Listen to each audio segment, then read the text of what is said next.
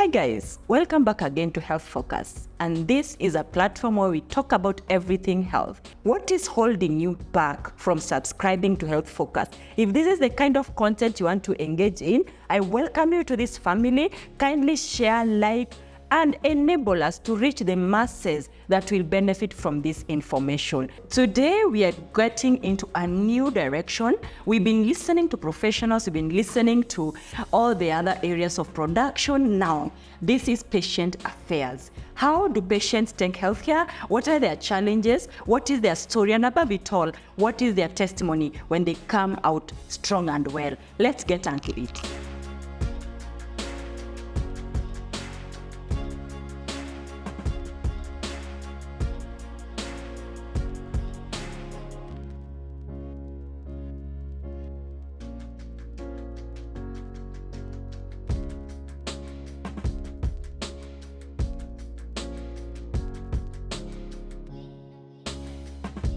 Our guest today is a cancer survivor, that is stomach cancer. She walked through that journey. It wasn't stage 1, neither was it stage 2, but we'll get to know what stage it was in. I want you all to welcome her to set. Welcome, Jackie. Thank you. Kindly introduce yourself to the viewers. Okay, my name is Jackie. I'm a cancer survivor. I was diagnosed with cancer the year 2019 or 19, along that time. I'm a businesswoman. I was sick throughout. In fact, from 2006 or 2009, I had this stomach pain that kept on going on and on and on and on. And I would go for checkups, but nothing much. It was sometimes I would get H. pylori, sometimes it wasn't showing. So this time round, I wake up in the morning and I start having this trigger of too much pain. And as usual, I used to go to the hospital. I would be given Buscopan because sometimes when it's too much, you can't take tablets, so you have to go through the IV. So I go to the hospital, they put me on the painkiller, and then I come back home. But the pain didn't go, so I went back again to the hospital. Then the doctor tells me, Jackie, this looks a bit scary because if I've put you on this painkiller and the pain can't go, then I think we need to do further tests. So before we get to the level that we are doing further tests, let's go back to the times. How did it begin? How was it in the initial years? Okay, in the initial years, I used to have ulcers. I used to have this pain that I would start feeling pain, then I start vomiting, and I can't eat food. I can't take anything. If I take milk, I'll vomit it. So that's how it used to be. But then I would take painkillers and it subsides. I would do omeprazole and it would go. I would do antacids, and it would subside a bit. So what age are we talking about? I think this thing started while I was in primary. It's not something that just all of a sudden. I remember when I used to travel from home, I would get sick on the way. Like my up country, I would leave when I'm going from Nairobi to up country, I would get sick on the way. And sometimes I would find myself in the hospital. Oh. Yes, so I never used to travel alone. I would travel with somebody, or when I'm traveling, then I have to take my medication because I'm one person who can't travel long distance. I vomit on the road or I get sick. I just get sick. So to understand for somebody who might be going through the same currently right now, this is a young girl of between 10 to 15 years. Yes. Who is traveling, and in the process or in the journey, you were passing out? No.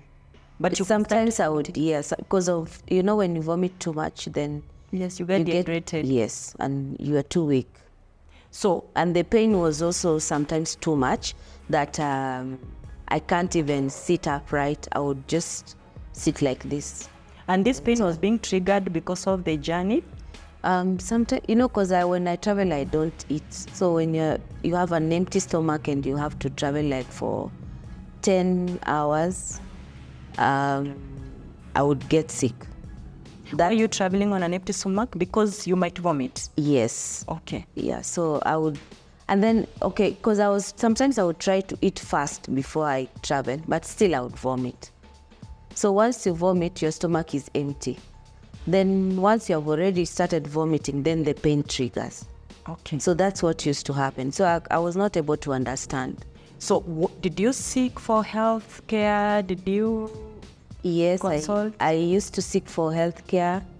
I even did endoscopy several times, and the results sometimes were positive, sometimes negative. Positive of H. pylori and nothing cancerous. So I would be treated, and then after some time it comes again. I would be treated, it comes again, like that.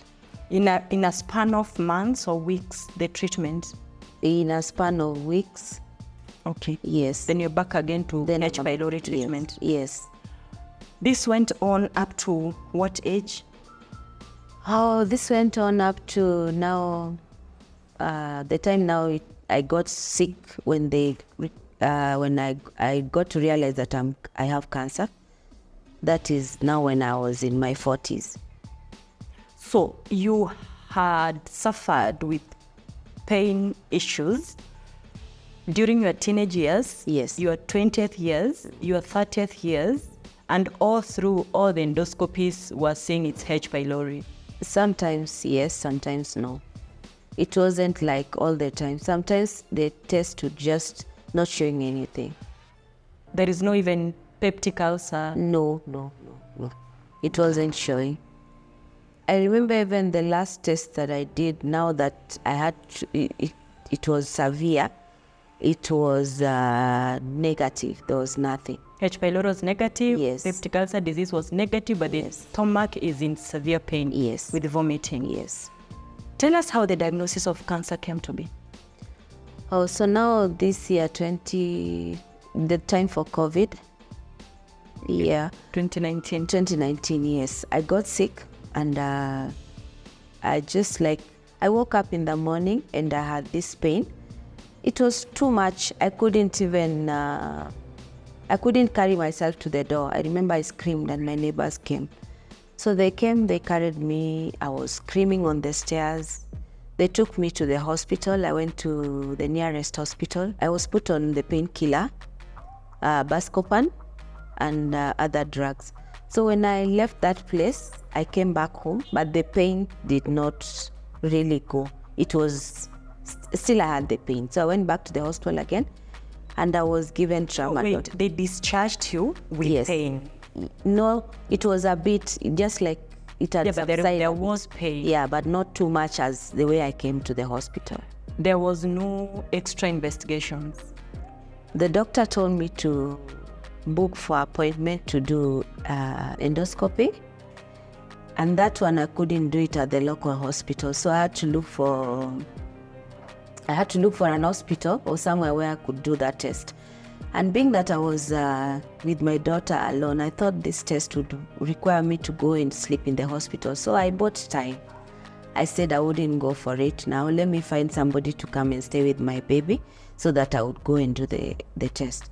But then now the doctor insisted, because when I was taken back to the hospital, the doctor told me you can even go in the morning and come back in the evening. So it's not something that you have to go and maybe go overnight to the hospital. So I booked for an appointment at German Center. I got a slot, so I went back home and I was given an appointment, and I went for endoscopy. That time I was in too much pain. I couldn't even walk straight. I was not able to take even water. At that time, the pain was too much. You were doing all this as an outpatient? Yes. So that time I was in too much pain, even I could not take water. I went for that, thank God, because when you're going for that test, you have to go on an empty stomach. So for me, I was not, it was okay for me. I went for the test, and I remember when I came for that test, they had put me on tramadol. I slept for 24 hours. And when I woke up in pain. You slept at home? Yes, I came back home because I was given the drugs to buy. They didn't have them at the hospital, so they told me, this is what you're supposed to buy. So I went, I bought the drugs, I took them after endoscopy. I slept for 24 hours. And I woke up in pain. When I woke up in pain, I couldn't eat. That was the thing. These are so many hours you've not retained anything. Yes. And you are an outpatient seeking healthcare. Yes. So from there, I had to be taken again back to the hospital. I was admitted for a week. And I remember the day when I was leaving the hospital for admission, I was sick. I was in pain. But the reason... Through the admission, you are in pain? Yes, I'm in After pain. discharge? Yes, and I'm still also waiting for my results because it takes 2 weeks for you to get the results. 2 weeks? Yes. Oh, I thank God it has changed. It took 2 weeks to get the results of the endoscopy. Yes. So I left the hospital. I went home. I remember even as I was leaving the hospital, I was in pain. Oh. But I had to go home because there was nothing really changing. And we thought the bill is going to be too much for no apparent reason. So we need to go back home, then wait for the results as I go for the painkillers, because they were just giving me painkillers. So Are you retaining anything right now? now, At that time, no. So I couldn't eat food. I could eat, but I would vomit it. So you are being discharged, you are not retaining food. What are you going to eat at home? At home, the only thing I was able to take was yogurt. And I think it was just yogurt. That is the only thing I would eat and stay in the stomach. The rest of the things I could not stand. So I go home, wait for these 2 weeks, but I was still in pain. I remember I was so sick until I had to go again. I went to the hospital. They couldn't admit me again. They just gave me medicine and I came back home. What were you told is the reason to get endoscopy result in 2 weeks? And you are very sick at that time. Yeah, because I think during that time there was the test had to go to the lab at the university first before they get biopsy. I see. Yes, biopsy. So I was given the other test, the one that I did CT scan. They gave me the results, but now I had to wait for it to be whether they know to test whether it was cancerous or just a normal tumor. But it showed there is a tumor. Yeah, the stomach looked so bad. So the results came and the doctor calls me. I couldn't even go to pick the results. So I sent my border guy to pick for me and he brings it home. Just like that? Yes. And then curiosity, I had to go through it. But no, the doctor dispatched your results to you via rider? Yeah, because that's from the German center. You can send anybody to pick it for you. Then I was supposed to take it to the doctor. So after picking it, I take it to the doctor. I went to the doctor now to try and read it for me because I didn't know what was written there. Yeah, I know it's can be. So when I go to the doctor tells me, oh, so it has gone this far. I remember him touching his head and then he tells me it's adenocarcinoma. Then I was like, what? I didn't even know what it was. So he tells me you have, this is cancer. And then we have to go back again and do CT scan.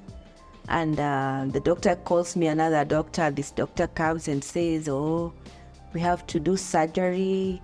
And, I'm still trying to absorb the fact that this is cancer. And the doctors are already planning how they want to operate on me. So for me, it didn't really, I think I was blank at that time.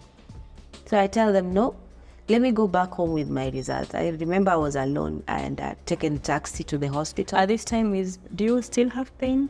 The pain is still there. The pain is still there. I'm on anything. No, I'm on drips. I go to the hospital, I'm given drips sometimes, and I take my painkillers and my yogurt. That's what I was surviving on. So I come back home. For me, it didn't sound something bad. Yeah, because my daughter, the first thing she asked me, "Mommy, do you have cancer?" I was like, "How did you know?" And then she tells me, "I think so." And then I tell her, "No, I will tell you later." Then my husband calls me and he tells me, "Is it cancer?" So it's like everybody. Did they get the results? No, they didn't, but it's like, the pain was too much and everybody was like, "This cannot be the norm." Just a normal Yeah. pulse. So I get my results now. I start imagining, now it's cancer. Now what next? I've never had anybody in our family had cancer. I've never seen a cancer patient. So here I am. Yeah. So the first thing that rang in my mind is that it is not unto death, Jackie. This one, you will pull through it. Yeah. So for me, I think I just got blank. I didn't feel pain. I didn't feel anything. So I called my friend and tell them I've been diagnosed with cancer. And they are like, What was the stage? That time I didn't know the stage. Then we have to book for another appointment to do the CT scan to know the stage. So we book an appointment. I go for CT scan. I do the test. Then I'm being told I'm stage 3. Stage 3 cancer. Then I come back to the doctor. The doctor tells me, if you stay with it for so long, it's gonna be maybe the next time, in a week's time, it will be stage 4. So what we need to do is for you to go for surgery. Then I'm like, I've just noticed that I'm sick. I cannot just all of a sudden now I'm going for surgery. So I tell the doctor, no, I have to seek second opinion. I think I was in doubt. At the same time, I didn't know what to expect and how to react. At this time, has anybody done counseling to you? No counseling. Nobody knows except my friends, and it's COVID time. And the doctor in the hospital. And the doctor, who just wants me to go for surgery. And I tell the doctor, can I have a second opinion? It's upon you, but the more you're taking your time, the more it's worsening. Then we start thinking, now we want to go to India. This is a sick patient. I cannot walk alone because I got sick. After that, I got so sick that I couldn't even walk on my own. I was so down. So we tried looking for a hospital in India. We didn't find one. Then later on we found one. But now how will I travel? I have to travel with a nurse. It's COVID time. So how did the idea of India crop in? Everybody goes to India when they have cancer. I've never seen somebody with stomach cancer who has survived. The only stories I'm hearing is my sister had it, she died. She went for surgery, she didn't make it. She started chemo, she didn't make it. So I'm like, I have no clue. I started Googling to see people who have survived. I didn't get one. So it's like you're seeing your death roll. You're seeing yourself dying.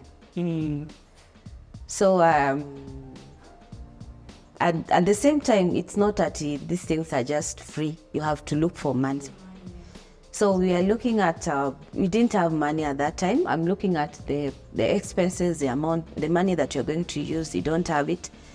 You can't start having Arambe at that time that will give you like 2 million at once. So we said, then we want to go for India. So we decided, okay, what do we do? Let's look for a place where they treat cancer. Okay, by that time now I'd already known I'm stage 3 cancer. The doctor tells me I have to go for chemo.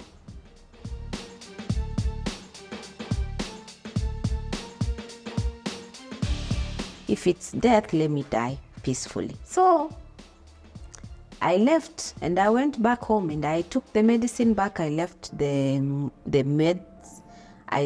Now I said I'm not taking medicine. I was in pain. I was in terrible pain.